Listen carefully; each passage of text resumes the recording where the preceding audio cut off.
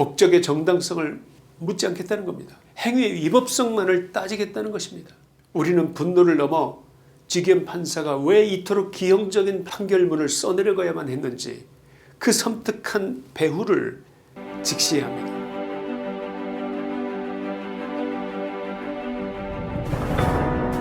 오늘 대한민국의 사법부는 죽었습니다. 법복을 입은 판사들이 스스로 법치에 목을 졸랐습니다. 정의의 여신이 들고 있던 저울은 추악한 권력의 발밑에 산산조각 났습니다. 지기현 부장판사가 내리친 3번의 망치 소리는 단순한 선고가 아니었습니다. 그것은 대한민국 자유민주주의를 향해 쏘아올린 조종입니다. 상권 분립이라는 민주공화국의 뼈대를 부셔뜨린 사법적 파괴 행위였습니다. 윤석열 전 대통령에게 선고된 무기징역, 우리는 슬픔에 잠기기보다 이 판결의 본질을 직시해야 합니다. 이 잔혹한 선고는 윤석열을 죽인 것이 아니라 자유민주주의의 대한민국이라는 위대한 국가를 죽인 사법적 살인입니다.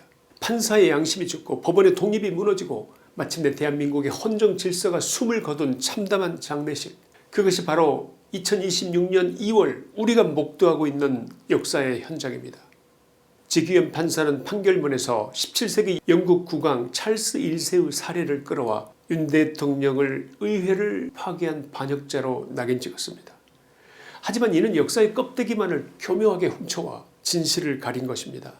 법관으로서의 최소한의 양심마저 내다버린 궤변을 판결이랍시고 늘어놓은 것입니다. 1642년 찰스 1세가 무장병력 400명을 이끌고 의회에 난입했습니다. 그 이유는 오직 왕권 신수설이라는 시대착오적 망상에 빠져 자신의 절대 권력을 지키기 위한 것이었습니다. 의회는 정당한 과세권을 요구했지만 찰스 왕은 이를 몫으라고 자신을 비판하는 의원 5명을 체포하기 위해서 공격의 칼을 빼든 것입니다. 그 오만함의 대가는 참혹했습니다. 왕의 난입은 잉글랜드 내전이라는 거대한 살육전의 도화선이 되었습니다.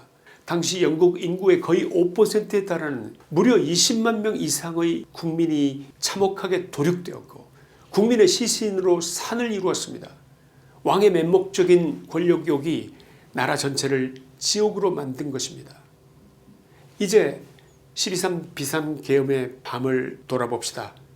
윤 대통령의 비상계엄은 어떠했습니까? 시작부터 끝까지가 전 과정이 전 국민의 안방에 생중계됐습니다.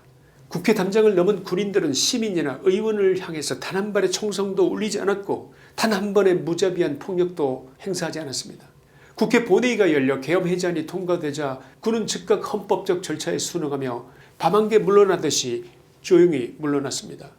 단 한 명의 희생자도 단 한 방울의 피도 흐르지 않은 2시간 동안의 무혈 계엄이었습니다. 수십만 명을 도살장으로 내몰았던 찰스 1세의 진짜 피비린내 나는 내란과 국가의 마비를 막기 위해서 단 한 명의 부상자 없이 종료된 헌법적 비상배를 어떻게 감히 동일선상에 놓는단 말입니까? 어떻게 이토록 극명한 차이를 눈가림하고 평화롭게 철수한 군 통수권자에게 내란 수개의 올가미를 씌워서 무기징역을 선고할 수가 있단 말입니까? 어떻게 그렇게 많은 공부를 했을 것 같은 판사의 눈에 이게 보이지 않을 수가 있단 말입니까? 지기현 판사는 성경을 읽기 위해 촛불을 훔칠 수는 없다, 이런 해괴한 비유를 들먹이면서 윤 대통령을 훈계했습니다. 묻고 싶습니다. 2024년 대한민국의 상황이 성경이나 읽고 있던 한가롭게 그런 태평성대였습니까? 천만의 말씀입니다. 거대 야당인 민주당은 지난 수년간 국정의 모든 혈관을 틀어막았습니다. 장관, 감사원장, 방통위원장, 이재명을 수사하던 검사들에 이르기까지 거의 30여 건에 달하는 무차별적이고 폭력적인 탄핵소추를 남발해서 행정부의 수적을 모조리 잘라냈습니다. 급기야 국가 주요 예산 전액 삭감이라는 전대미문의 만행을 저질렀습니다. 사실상 대한민국이라는 거대한 엔진의 전원을 강제로 꺼버린 행위였던 것입니다. 이것이 여러분의 눈에 정치로 보이십니까? 폭력으로 보이지 않으시냐 이 말입니다. 이거야말로 다수결의 가면을 쓴 폭력이 아니면 무엇입니까? 설명해 보십시오. 의회 권력을 무기로 국가 시스템을 전복시키려고 한 조용한 내란, 입법 쿠데타가 아니고 그 무엇이냐 이 말입니다. 상황의 본질을 비유하자면 이렇습니다. 민주당이라는 거대한 방화범 무리가 대한민국이라는 집 전체에 신화를 뿌리고 불을 지르려 하고 있었습니다. 국가 원수이자 행정수반인 윤 대통령은 불에 타서 재가 될 뻔한 나라를 구하기 위해서 다급히 소방차, 비상계엄을 출동시킨 것입니다. 그런데 사법부는 지금 어떤 짓을 벌인 것입니까? 집에 불을 지르려던 방화범들의 죄는 전혀 묻지 않은 채 불을 끌어 달려온 소방차가 신호를 위반했다고, 남의 집 담장을 함부로 넘었다고 소방수에게 사형에 준하는 무기징역의 철퇴를 내린 격입니다. 목적의 정당성을 묻지 않겠다는 겁니다. 행위의 위법성만을 따지겠다는 것입니다. 이 재판부 판사들의 기계적이고 편협한 잣대는 결국 국가의 존립마저 위험에 빠뜨리고 말았습니다. 우리는 분노를 넘어 지기현 판사가 왜 이토록 기형적인 판결문을 써내려가야만 했는지 그 섬뜩한 배후를 직시해야 합니다. 이 판결은 한 판사의 독단만은 아닙니다. 거대 여당이 기획물이자 그들의 협박에 굴복한 결과물이 바로 윤 대통령에 대한 무기징역인 것입니다. 이것은 온 국민이 생중계로 목격한 사법부의 항복문서라고 저는 단언합니다. 현재 2026년 2월 민주당은 사법부를 완전히 자신들의 발밑에 꿀리기 위해서 가공할 만한 인민재판식 악법들을 몰아붙이고 있습니다. 그 선봉에 선 것이 바로 법 왜곡죄인 것입니다. 판사가 법령을 고의로 잘못 적용했다면서 그 언제든 기소하고 그 언제든 처벌할 수 있게 만든 것입니다.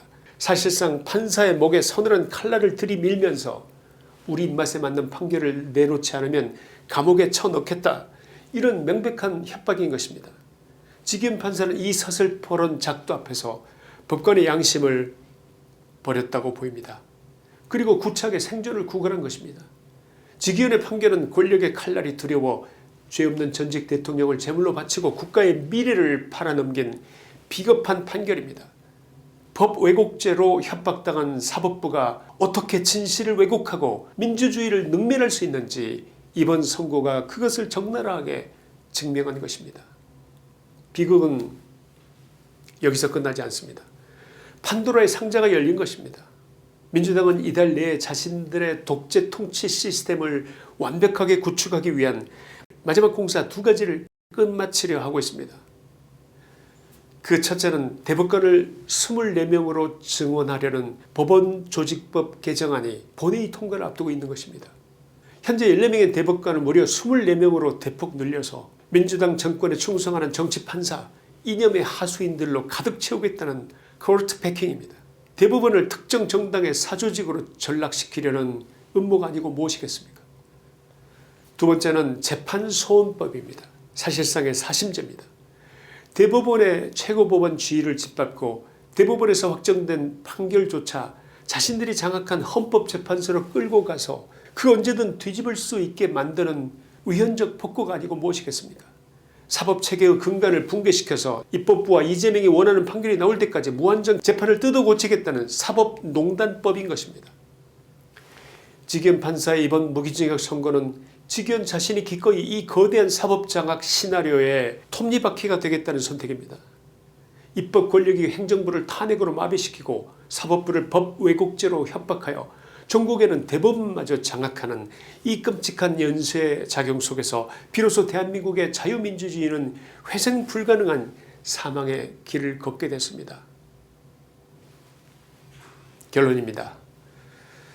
우리들이 살아가는 삶에서 기대는 늘 배반당하기 쉽습니다. 오늘 우리는 윤석열 내란 재판에서 일말의 상식과 정의로운 판결을 기대했지만 그 결과는 야만적인 폭력이었습니다. 푸시킨의 식후에서처럼 삶이 또 한 번 우리를 참담하게 속였습니다. 그러나 분노하되 좌절하지 맙시다. 절망의 나락에서도 우리는 희망의 끈을 놓을 수 없습니다.